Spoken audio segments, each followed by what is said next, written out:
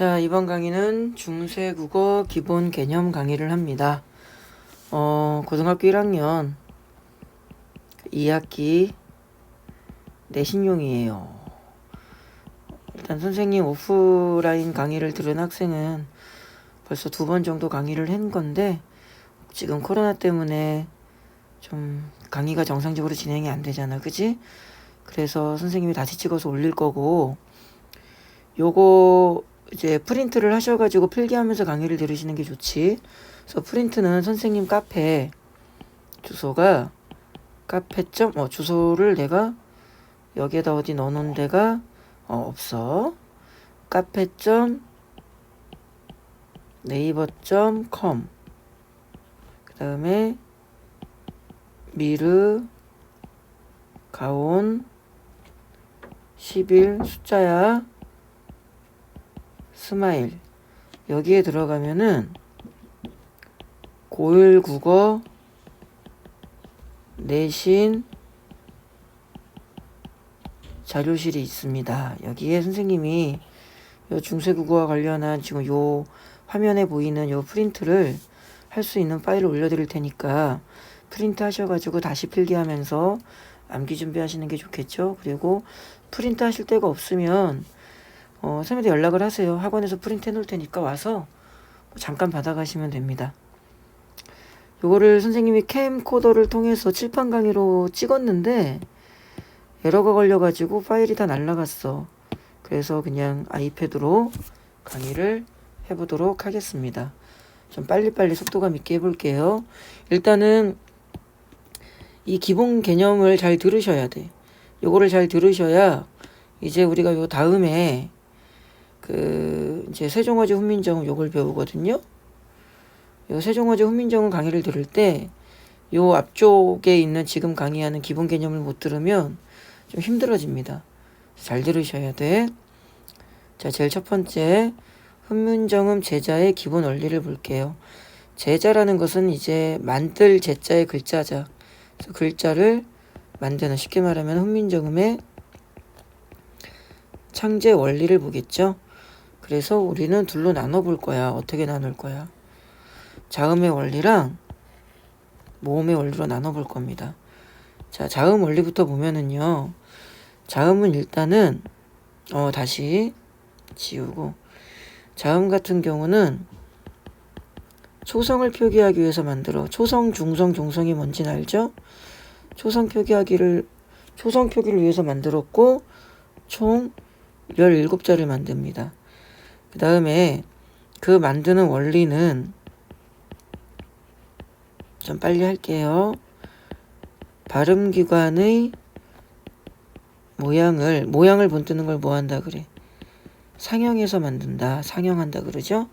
그리고 플러스 여기에 획을 더한다. 더할 가짜의 획. 가획의 원리가 있고요. 플러스 다를 이자에 몸체자, 이체자라 그래서 별도로 3개를 더 만듭니다. 그래서 상형의 원리로 기본자 5개를 만들고요. 가획으로 9개, 이체자로 3개. 그래서 총 17자를 만듭니다. 자, 아까 말씀드렸듯이 이 상형의 원리, 상형의 원리로는요. 기본자를 만들지요. 기본 세팅을 합니다. 그래서 기본자 몇 개를 만든다. 5개를 만든다. 어떻게? 근에 미, 세, 요. 기역, 니은, 미음, 시옷, 이응. 이렇게 기본자를 만들어. 그때 조금만 여기에다가 살을 요거부터 이야기하자 그냥. 기본자로 5개를 만들어서 가획으로 이제 9개를 만드는데, 획을 더한다 라는 말은 소리에 세기를 더 높여준다는 뜻이 돼. 그래서 이 라인을 잘 지키셔야 돼.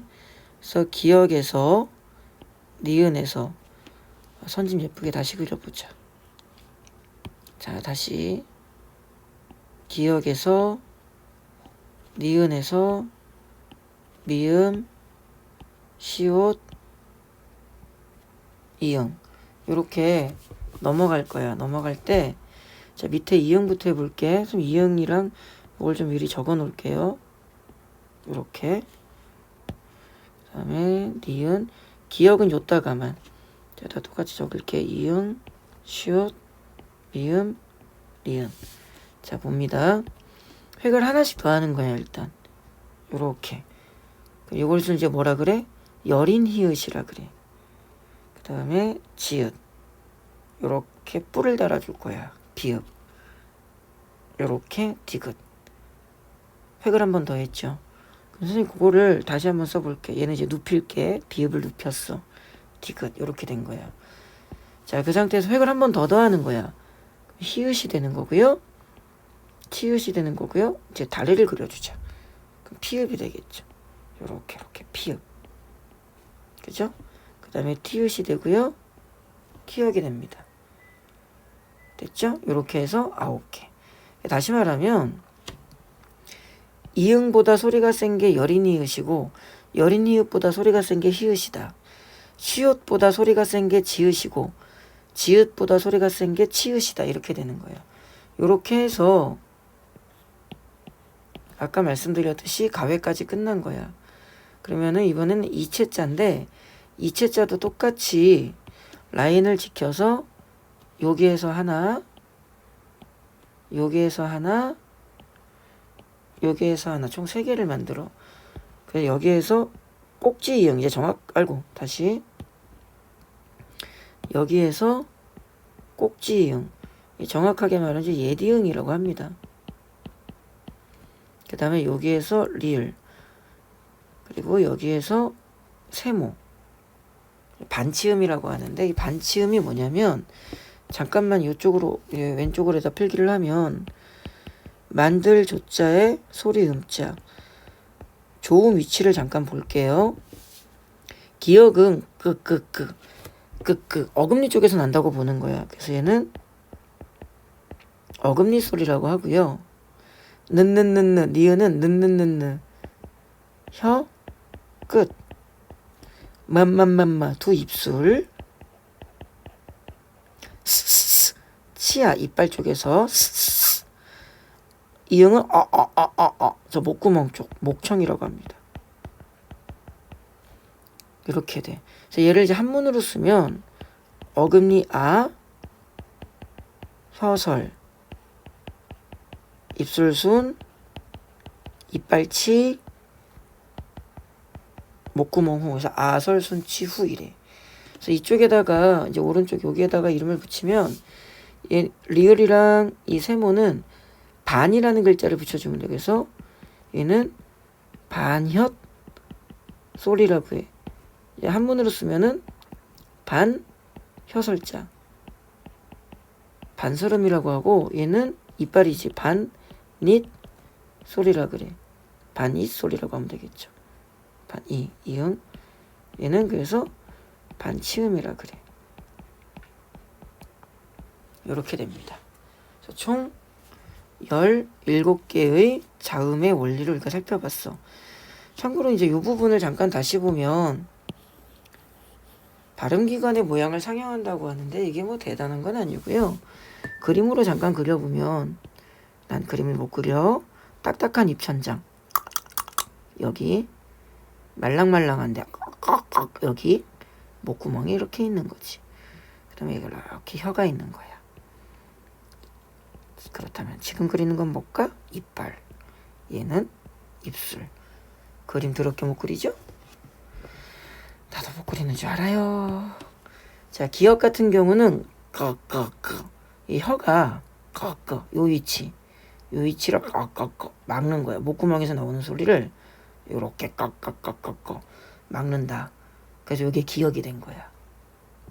니은은 느느느느느 혀가 느느느느느 요렇게 윗 이빨 쪽에 닿는다. 그래서 니은이 되는 거야. 시옷은 스스스 요렇게 이빨이랑 혀가 요렇게 비스듬하게 스스스 소리가 새어나온다. 그 다음에 미음은 입구자 생각하면 입술 요렇게 입술 모양이야. 그 다음에 이응은 목구멍 동그라미 이응. 그래서 기역, 니은, 미음, 시옷, 이응 요렇게 되는 거야. 이거 나중에 좀 도움받을 때 있으니까 같이 기억하시면 좋습니다. 자, 여기까지가 자음 17개에 대한 이야기입니다. 자, 그러면 이번에는 우리가 모음을 살펴봅시다. 모음은 자, 요거부터 써야겠지?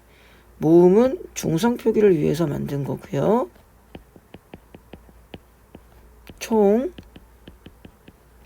11개를 만듭니다.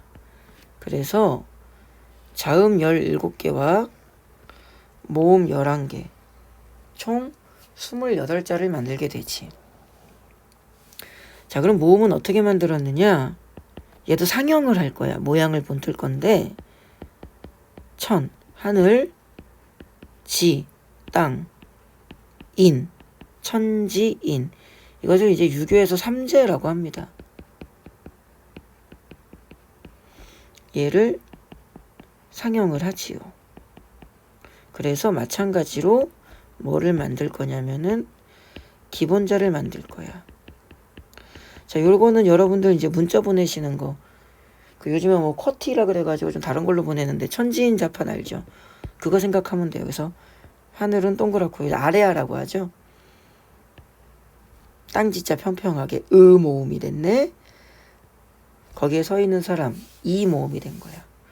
그리고 나서 플러스 합칠 거야. 합성의 원리로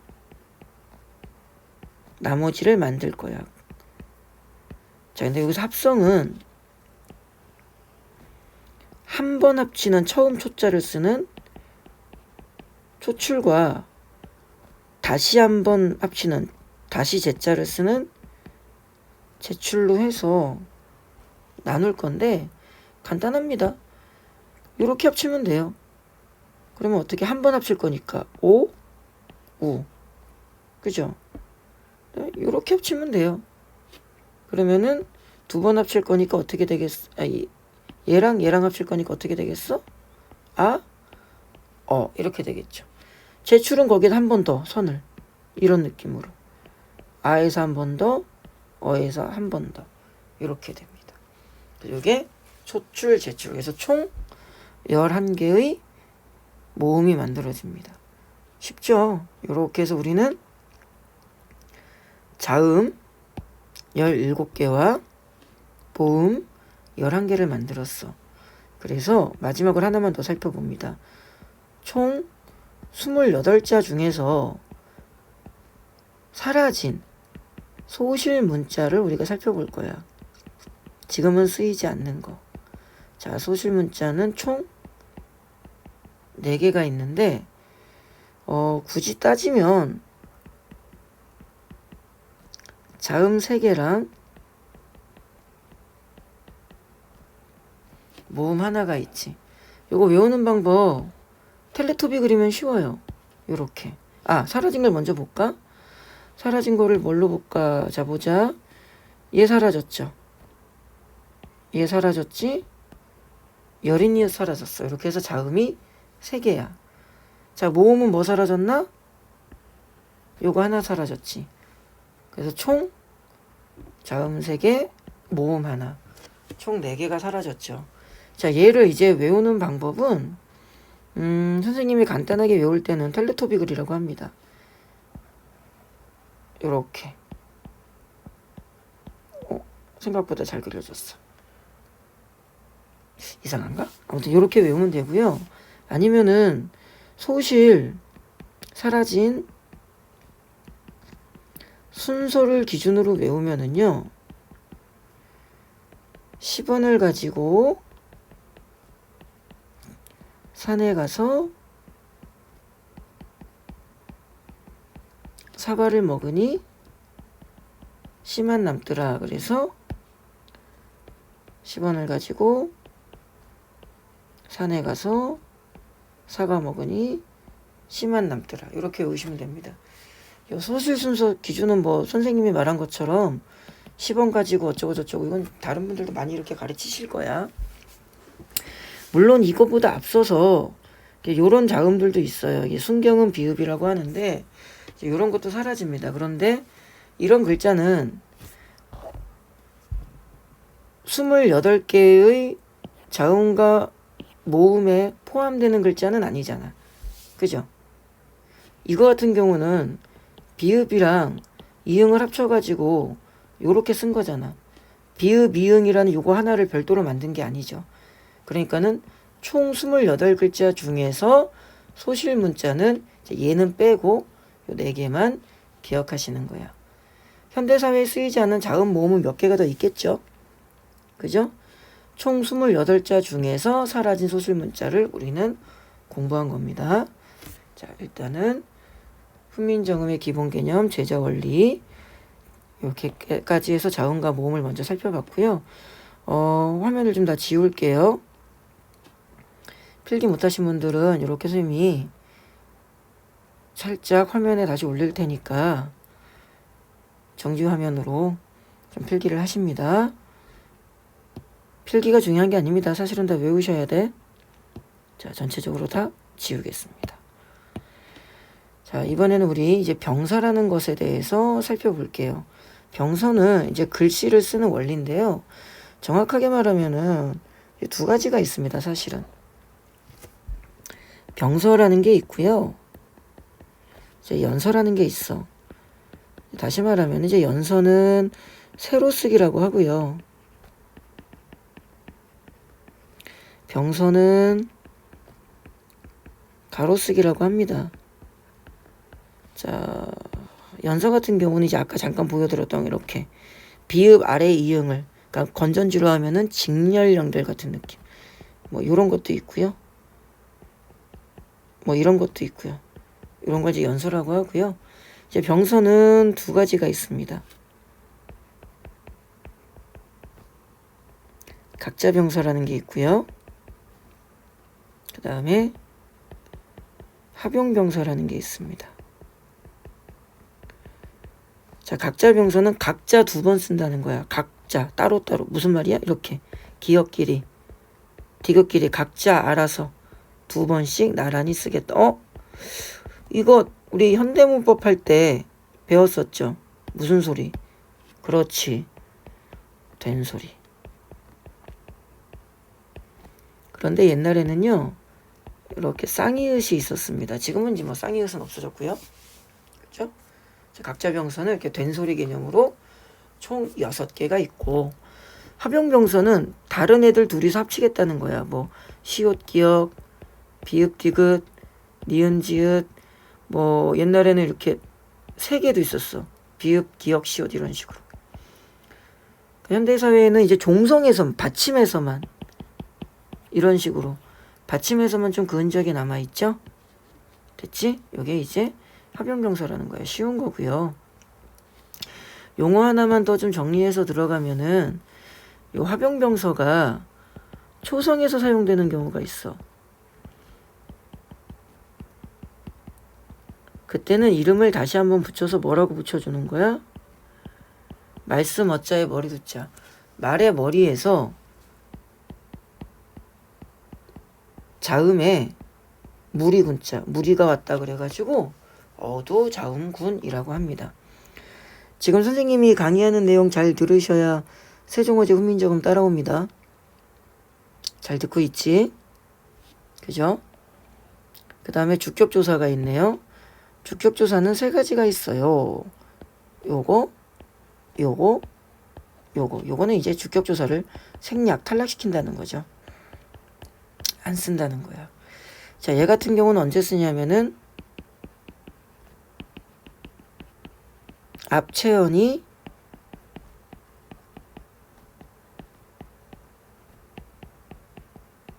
자음으로 끝날 때. 그래서 예를 들어서 옛날에 이렇게 아래아를 찍었어. 말씀 플러스 2. 자음으로 끝났죠. 주격조사 2가 온 거야. 근데 이제 이거 연철 표기하면은 이렇게 되거든. 뭐 연철은 조금 이따 이야기하고, 이렇게 자음으로 끝났을 때 이렇게 2가 오는 거야. 얘는 앞체언이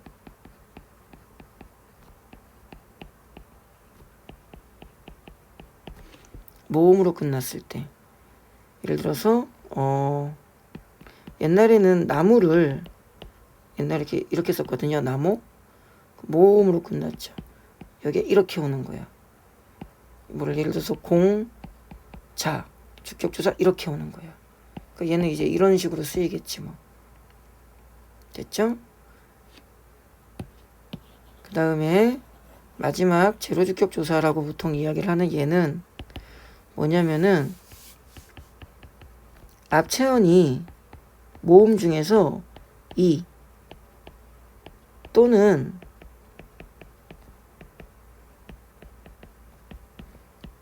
반모음 2로 끝났을 때야. 근데 이제 중세국어에서의 반모음 2 공부하는 건 좀 까다롭습니다. 뭐 간단하게만 보여드리면 제일 많이 나오는 얘가 이거야. 이제 용비어 첨가에 나오는 건데요. 불휘. 이거 현대어로 하면 뿌리입니다. 뿌리. 나무 뿌리. 이 이렇게 되죠. 여기서도 불휘 이렇게 끝나죠. 여기에는 주격조사를 붙이지 않는다는 거야. 됐죠? 여기에 주격조사 세 가지입니다. 일단은 많이 외우세요. 많이 외우시고 이제 문제를 풀면서 그 개념에 대한 적용은 또 별도로 연습하시고 또 빵꾸난 거 조금 땀빵 채우면서 하면 되니까 일단은 기본 개념을 많이 외우시기를 바랍니다. 주격조사 됐죠? 선생님 이거 오늘 지금 3번째 강의에 지겹다. 그래도 뭐 해야지 어떡해. 그 다음에 이제 두음법칙, 구개음화, 원순모음화 있는데 결론부터 잠깐 말씀드리면 세종화재 훈민정음이 15세기입니다. 세종화재 훈민정음은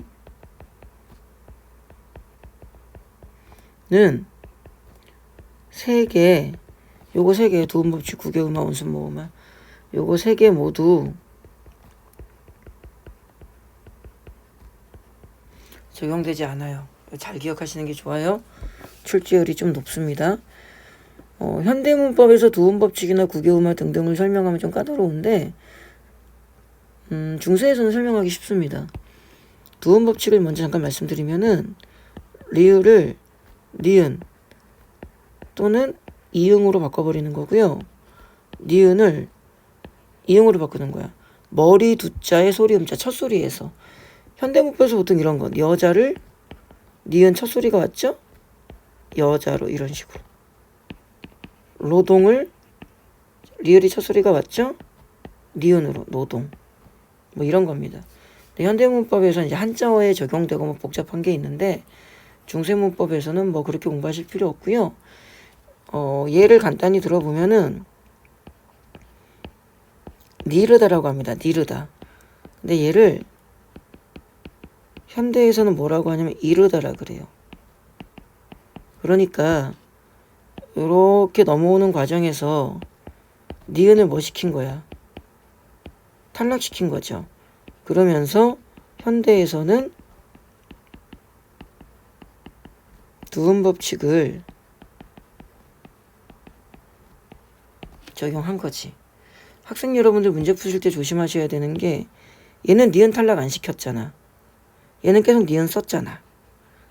니은이 탈락돼야 두음법칙이 적용되는 거야. 근데 15세기 때는 니은 그대로 썼잖아. 그러니까는 15세기는 니은을 썼으니까 두음법칙을 적용했다 그래야 될까? 하지 않았다 그래야 될까? 어우 개 똑똑해. 적용하지 않았다 그래야지. 그죠? 요거 꼭 기억하세요. 여러분들 나중에 이거 많이 틀립니다. 알겠죠? 정말 많이 틀려요. 생각보다. 자, 그 다음에 구개음화. 구개음화 요따 적을게요. 구개음화는 현대문법은 뭐 디귿 플러스 2 또는 반모음 2가 어쩌고 저쩌고 이런데 그러지 말고 디귿을 지읒으로 티읕을 치읒으로 바꾸는 거야. 이렇게만 기억하시면 돼요. 자, 예를 들어서 15세기 때는 D라고 쓰는 게 있어요. 근데 얘가 현대에 와서는 펼치다, 펴다, 펴지 이렇게 돼요. 다시 말하면 이렇게 넘어오면서 디귿을 지읒으로 교체했죠. 그죠? 그러니까 현대는 국외음화를 적용한 겁니다. 하지만 15세기 때는 그냥 디귿 썼잖아. 그러니까 15세기 때는 국외음화를 적용하지 않은 거지. 됐죠? 또 형광펜 줄을 거야. 세 가지 모두 어둡다라는 점 꼭 기억하세요. 그 다음에 원순모음화를 볼게요. 여기다 쓸게. 원순모음화는 쓰고 좀 지워야겠다. 그지? 원순모음화는 원순모음으로 바뀌었다는 건데 원순모음 O나 U 정도만 생각하시면 돼요. 예를 들어서 15세기 때는 스물, 불, 뭐 이렇게 말했어. 풀 이런 식으로. 근데 얘가 현대로 오면은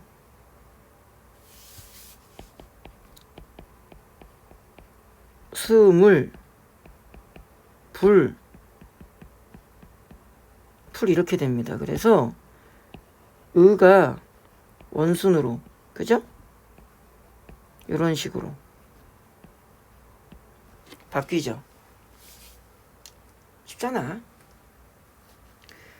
다시 말하면 현대 때는 현대어에서는 원순모음화를 적용을 했지만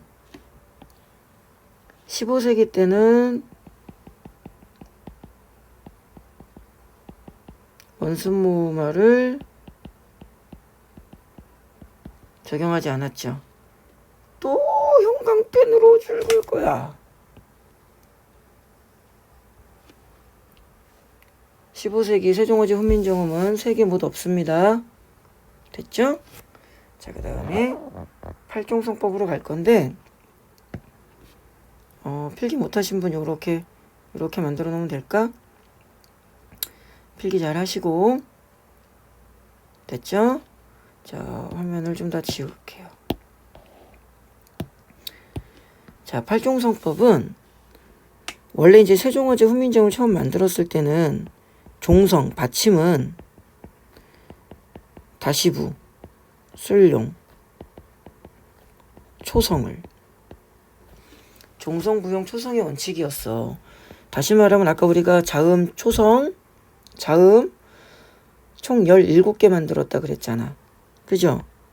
그래서 17개의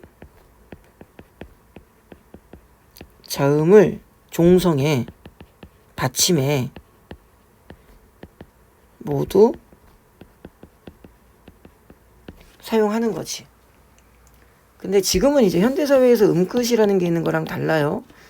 예를 들어서 이거는 이제 현대사회에서 음끝은 디귿으로 바꿔서 읽죠. 옛날에는 그냥 꽃을 뭐라고 썼냐면 이렇게 써요. 지읒을 쓰면은 지읒 소리가 그대로 난다고 생각하면 돼. 고즈, 고즈 이런 식으로. 고즈, 고즈. 그 요거를 종성, 부용, 초성을 읽으면 치읓 발음을 디귿으로 바꾸는 게 아니라 그냥 읽어야 돼. 꽃, 꽃. 이상하잖아. 그래가지고 우리 세종대왕께서 얘를 뭘로 바꾸냐면은 15세기에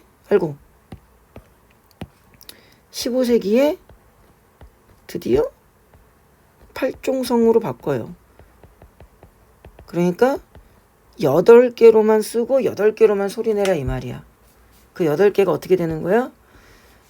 휴원고 1학년 5한월 외우는 대로 가느 다란 이명박 씨 뭐 이렇게 안 해요. 그냥 가나다라 마바사 이러면 돼. 됐죠? 그때 조심하셔야 되는 게 요 이응이 꼭지 이응이야. 그냥 이응은 소리가 안 나. 꼭지 이응입니다. 예디응 요거 조심하셔야 돼. 그 이왕 하는 김에 하나만 우리가 더 해보면 얘가 나중에 17세기 넘어오면서는 칠종성으로 바뀌어요. 그 칠종성으로 바뀌면 여기에서 어떤 차이가 있냐면 디귿을 제외시켜요. 디귿입니다. 학생들이 이제 시옷이라고 잘못 외우는 경우가 많아. 디귿을 제외시키는 거고요. 이 꼭지 이응은 그냥 이응으로 바뀝니다. 이제 꼭지 이응이 사라진다는 소리지. 됐니? 일단은 세종어지 훈민정음은 팔종성이니까 잘 기억하셨으면 좋겠고요. 굳이 여기서 우리가 하나만 더 적으면 그 요때는 디귿이랑 시옷을 이렇게 두 개를 다 이용했다라는 말은 요 두 개의 디귿과 시옷의 소리값을 따로따로 인식을 한 거지. 구분했다는 거야. 그런데 칠종성으로 넘어왔을 때는 디귿을 빼버린 거니까 디귿과 시옷을 종성에서 우리 종성 배우는 거야. 이제 구분하지 않았다는 말이 되겠죠. 일단 여러분들은 15세기 팔종성을 기본으로 공부를 하셔야 됩니다. 됐죠? 그 다음에 이제 적기법이라는 게 있는데 이거 잘 보시고 팔종성. 그 다음에 적기법이라는 게 있는데 쉬워요. 선생님이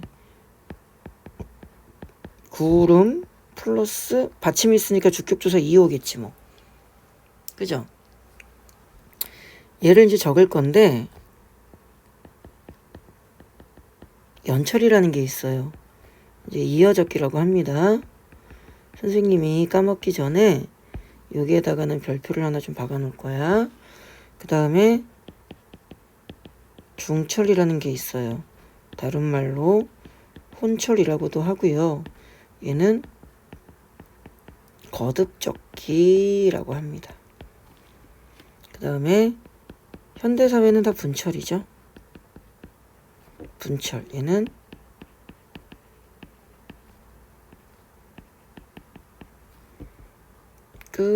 끊어적기라고 합니다. 쉬워요. 얘는 말 그대로 이어 적을 거야. 그냥 소리 나는 대로 쭈루루. 그럼 어떻게 돼? 구, 르, 뒤에가 모음 시작 형식 형태소야. 그래서 미음을 넘겨버리는 거야. 이렇게. 그러니까 형태소를 나누면 이렇게 나누는 건데 형태소 구분 없이 쓰는 거지. 분철은 분철 먼저 할게요. 얘는 구, 름 따로따로 형태소를 따로따로 이런 식으로. 근데 중철은 그러니까 연철에서 분철로 넘어오는 건데 사람들이 분철을 노력해. 이렇게. 근데 아직 손에 익숙하지는 않겠지. 손은 아직 연철이 익숙하지. 그러니까 미음이 한 번 더 쓰는 거야. 그래서 이 중철은 연철에서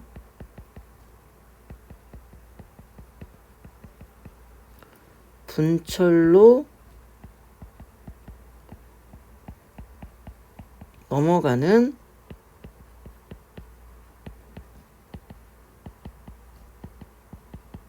과도기 형태다. 이렇게 표현을 하셔도 됩니다. 됐죠? 이 적기법은 간단합니다. 그 다음에 모음조화 볼게요. 모음조화 쉬워요. 양성 모음 끼리 사용하고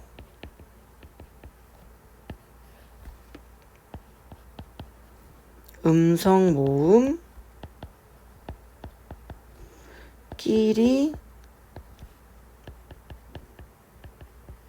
사용한다. 이러시면 돼. 그럼 우리가 지금 양성 모음은 뭐고 음성 모음은 뭐냐? 요것만 잡으면 되겠죠. 자, 양성 모음이라는 것은요. 색깔을 좀 바꿔서 쓸게요. 양성 모음이라는 것은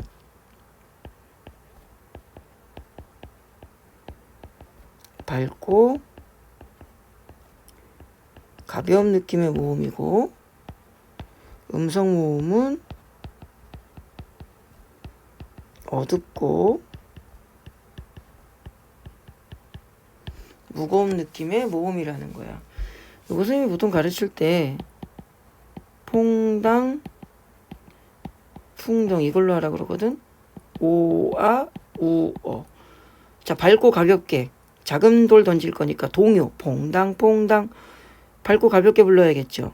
그러니까는 퐁당 옛날에는 아래야 있었고 그죠?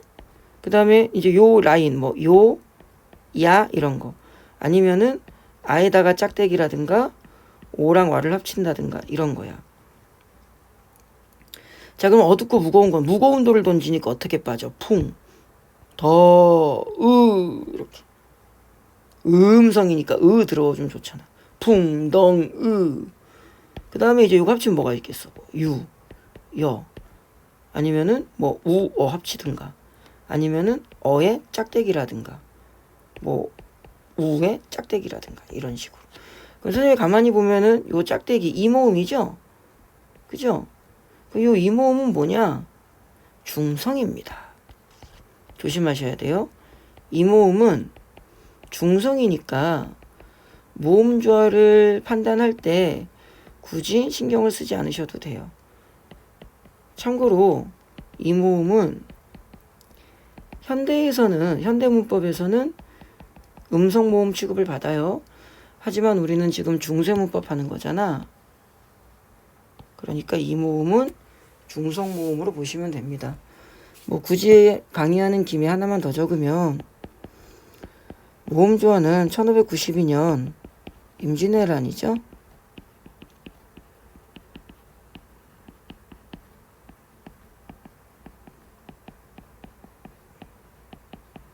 임진왜란 이후 문란해집니다. 그래서 잠깐만 요거 좀 지워도 될까? 아니 안 지우고 일단 쓸까? 현대사회에서 괴로 여기 양성, 여기 양성이죠. 근데 현대문법에서 괴로 우어는 뭐가 돼? 음성이잖아. 그죠? 현대문법은 잘 안 지켜집니다. 뭐 이제 음성 상징어 같은 거, 거북이, 엉금 이런 거는 좀 지켜지긴 하죠. 1592년 이후 문란해집니다. 그때 여러분들이 좀 기억하셔야 되는 게 아까 선생님이 여기 연철 별표 쳤죠. 모음조화는 이제 별표를 칠까 하다가 여러분들이 또 모음조화 자체가 중요한 건 줄 알고 착각하실까봐 모음조화는 되게 간단한 거잖아. 요 놈이랑 여기 왜 별표를 치냐면은요. 15세기 여러분들이 이제 본문 공부하셔야 되는 세종어제 훈민정음 있죠. 이 세종어제 훈민정음은 기억하세요. 연철과 이 모음조화가 글자 왜 이렇게 안 써지지? 아주 매우 철저합니다. 이거 잘 기억하시면 문제 풀 때 조금 도움 받아요. 자, 요게 모음조화입니다. 됐죠? 그 다음에 이제 동국정운식 한자음 표기인데 요것만 조금 하고 나머지는 쉬워요. 자, 이 동국정운식 한자음 표기라는 게 뭐냐면 예를 들어서 이렇게 한문이 있는 거야. 중국. 현대어로 하면은 중국 이러고 있는데 이제 백성들이 훈민정음은 알아. 근데 아직 한문은 모르잖아. 그러니까는 그렇다고 한문의 쓰임을 하루아침에 없앨 순 없죠. 그럼 학생들이 된다. 백성들에게 요 한문을 읽을 수 있도록 훈민정음으로 이렇게 토를 달아주는 거야. 이거 중이라고 읽어라. 이거 국이라고 읽어라. 이런 식으로. 그래서 요 한자에 음을 적어줘야 돼. 훈민정음으로. 그때 자 한자에 음을 적을 건데 그 당시에 동국정운이라는 책이 있었던 거야. 그래서 동국정운이라는 책에서 요 한자음을 표기하는 원칙을 3가지를 만들어내요. 그래서 이 동국정운 스타일의 한자음 표기가 15세기 때 널리 사용됐다는 거야. 자, 그렇다면 동국정운식 한자음 표기의 3가지 원칙은 뭐냐? 첫 번째가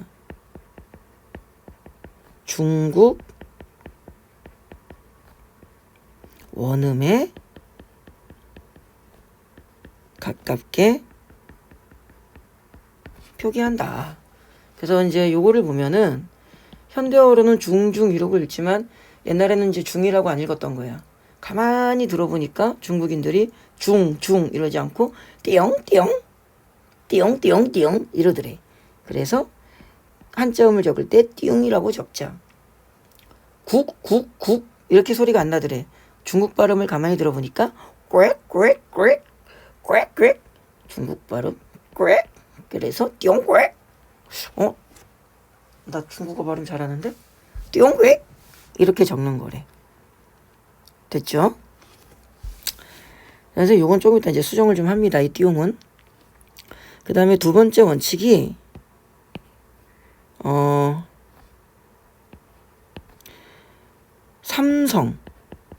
삼성이라는 것은 초성, 중성, 종성을 모두 표기하는 거야. 그러니까 중국 발음이 이 삼성을 모두 내야 된대. 근데 이제 우리나라 글자는 이게 종성이 문제야. 선생님 딸아이 이름이 이미르인데 우린 받침 없어도 되잖아. 그지? 근데 중국 애들은 이 받침에다가 뭘 반드시 적어야 된대. 그렇다고 받침 아무거나 이렇게 적어버리면은 씨 어떡해. 안 되잖아.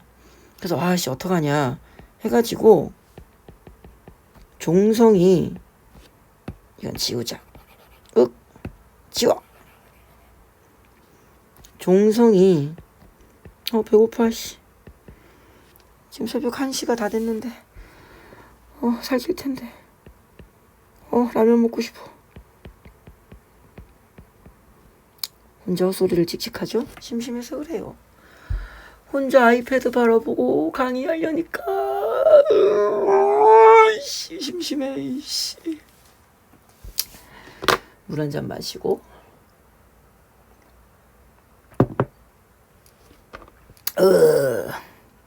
종성이 없을 경우 얘를 표기하는 거야. 다시 말하면 얘는 소리값이 없는 거지. 그러면은 요 꼭지응은 뭐냐? 얘는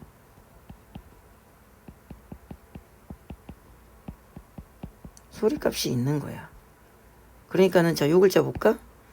중국 발음에 가깝게 띠용이라고 적었는데 띠용, 이응 소리가 나야 돼. 그러니까 종성이 없을 때는 요거를 적지만 얘는 종성이 있는 거고 소리가 나야 되잖아. 그러니까 얘를 띠용 이러고 적어야 돼. 자, 예를 들어서 얘를 다시 들어볼게요. 선생님이 얘를 적을 거야. 현대어라면 그냥 새인데 세상 새자인데 중국 발음에 가깝게 적어야 돼. 쉐쉐. 근데 씨 받침이 없어. 요렇게. 쉥이라고 읽으면 안 되겠지. 쉐. 자, 얘는 쫑쫑 중국 발음이 종인가 봐. 쫑 얘는 소리가 나야 되니까 요렇게 꼭지로 붙여서. 됐죠? 요게 동국정원식 한자음 표기입니다. 자, 요거는 좀 선생님이 지울게요. 자, 그 다음에 마지막으로 3번 이영보레의 원칙이라는 게 있는데요.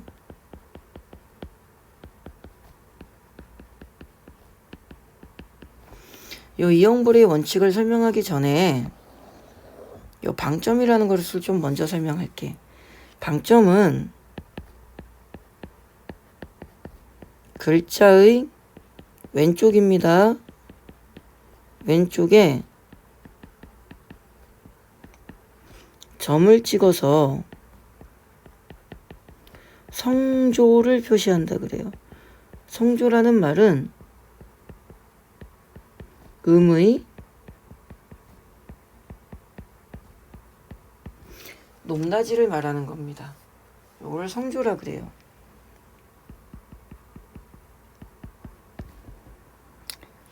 세 가지가 있는데 이걸 이제 그래프로 그리면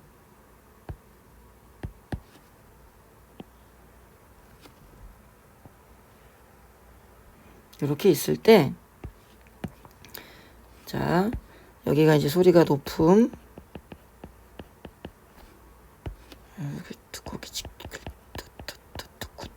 이거 낮음. 자, 어떻게 되는 거냐면은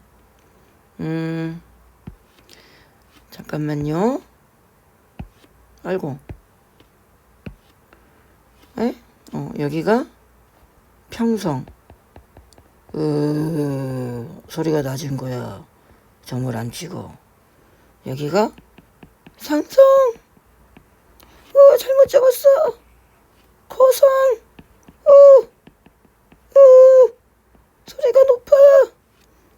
다음에 성성.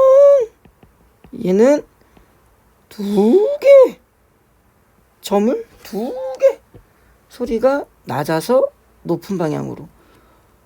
병성, 거성, 성성. 쪽팔려. 이렇게 하는 거야. 근데 마지막으로 이제 뭐가 있냐면은 입성이라는 게 있어요. 입성은 점을 안 찍을 때도 있고 하나 찍을 때도 있고 2개 찍을 때도 있어요. 언제 2개 찍고 언제 하나 찍고는 좀 모르셔도 될 것 같아. 끝을 빨리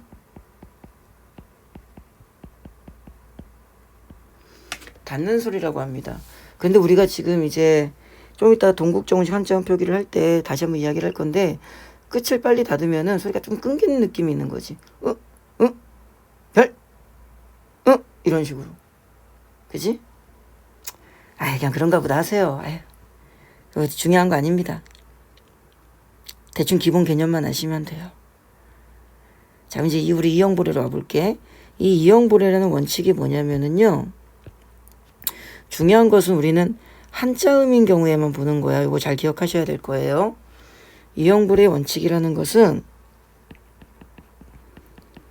종성이 리을인 경우에는 이것을 추가 표기하는 거야.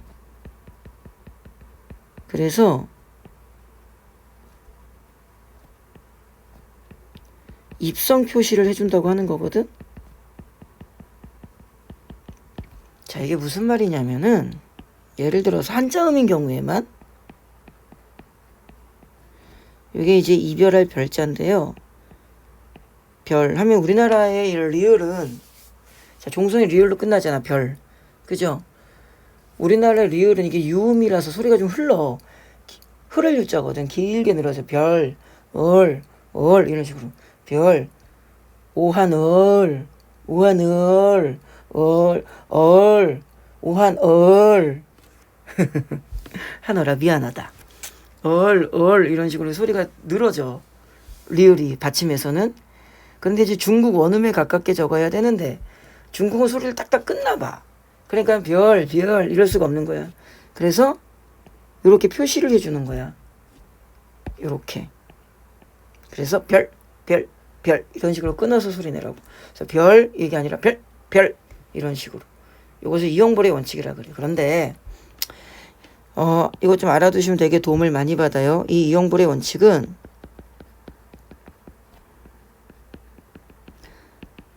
세종 어제 훈민정음에서는 확인할 수가 없어. 다시 말하면 세종 어제 훈민정음 그 본문에서는 이제 선생님 다음 강의 때 찍을 건데 이 부분이죠. 이 세종 어제 훈민정음 본문에서는 이형보례의 원칙이 적용된 단어가 없습니다. 사용 안 했다는 게 아니라 사용을 해야 되는 상황이 안 벌어졌던 거지. 그죠? 그래서 세종 어제 훈민정음에서는 확인할 수 없습니다. 끝. 요게 동국정운식 한자음 표기야. 그 다음에 음이 이동 축소 확대는 간단하죠. 음이 이동은 다른 의미로 변화한 거고요. 이 음의 축소와 확대는 의미의 사용 범위가 좁아졌냐 넓어졌냐입니다. 자, 예를 들어서 엿다 적을게요, 선생님이. 어여쁘다는 중세 때는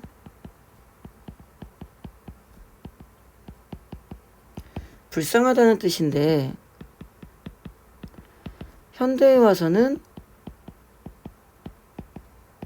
예쁘다는 뜻이야. 의미가 완전히 어떻게 됐어? 다른 뜻으로 이동했죠. 축소는 뭐 말씀이라는 단어도 이제 노무로 할까? 말씀으로 할까? 옛날에는 중세 때는 이렇게 써봤어요. 아래야 찍어서. 중세 때는 그냥 그냥 인간이 하는 말은 다 말씀이야. 다 말이야, 다 말. 그런데 현대에 와서는 얘는 언제만 높임 표현에만 쓰이죠. 그러니까 사용 범위가 어떻게 된 거야? 축소된 거죠. 확대는 우리 그 세종어조 훈민정음에는 없는데요. 영감이라는 단어가 있는데 중세 때는 약간 관직, 높은 관직에 있는 사람한테만 썼어. 그런데 현대에 와서는 그냥 어르신들한테 뭐 영감님 다 쓰죠. 사용 범위가 좀 어떻게 돼? 확대가 됐죠. 뭐 마누라라는 단어도 옛날에는 그 궁궐에서 쓰던 단어인데 요즘에는 뭐 그냥 더 많이 쓰죠. 이런 겁니다. 예, 간단한 거죠. 어렵지 않아요. 끝. 자, 이렇게 해서 우리가 훈민정음 제자원리 화면은 지웠지만 훈민정음 제자원리 병서 쓰기법 그냥 주격조사 그 다음에 도움법칙 구개음화 원순모음화 이거 15세기 때는 얘는 15세기 때는 전부 다 없었다 그랬지. 그래서 팔종성 중심으로 종성이 어떻게 썼었는지 그 다음에 연철 중철 분철 모음조합 동국정원 시한자음 표기라든가 뭐 방점 의미 이동 축소 이렇게까지 해서 이 세종어조 훈민정음 본문을 공부하기 위한 기본 개념을 강의한 거야. 자, 지금까지 강의를 들어야 세종어조 훈민정음 본문 강의가 따라옵니다. 반드시 듣고 정확하게 숙지하고 그 다음에 우리는 세종어조 훈민정음 본문을 들어옵니다. 그리고 이 세종어조 훈민정음을 잘 들으셔야 뭐 교과서에 조금 추가적으로 나와 있는 용비어창가라든가 소학원에 이런 부분들이 강의가 돼. 정말 중요한 강의야. 여러분들 집중해서 똑바로 들으셔야 합니다. 자, 일단 요 강의는 여기에서 녹화를 마칠게요.